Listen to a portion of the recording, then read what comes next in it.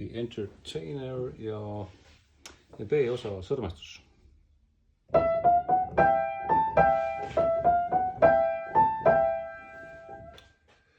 Sõrmed sellised. Pöidlaga alustad. Jõuad siia 4. sõrme peale välja, G-noodi peale.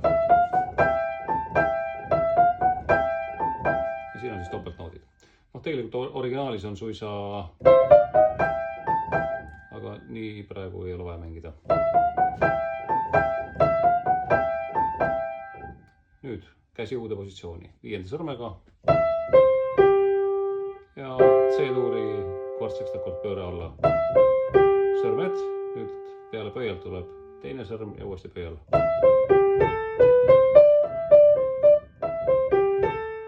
Pöial ja siia uuesti pöial. Ja nüüd tuleb natukene kätt sirutada või siis tõstada korraks selle G-noodi pealt ruttu ära.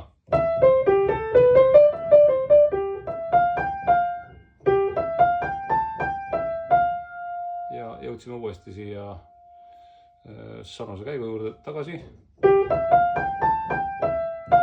Ja uuesti saame mängida selle käigu. Nii, lähme edasi.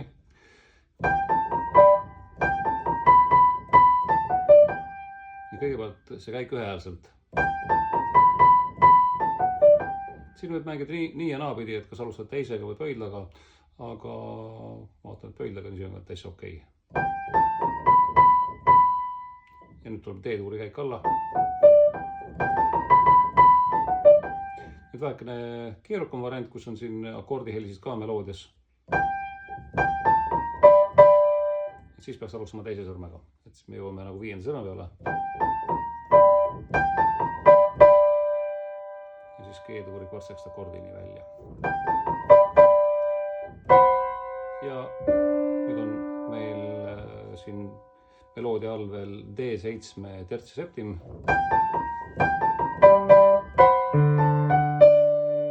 Ja siis võib lõpetada veel sellisest topeltnootiga. Nii, teine pool on sama algusega.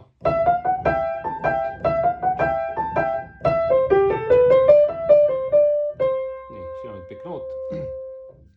Ja lõpukäik tasub alustada näiteks pöidlaga.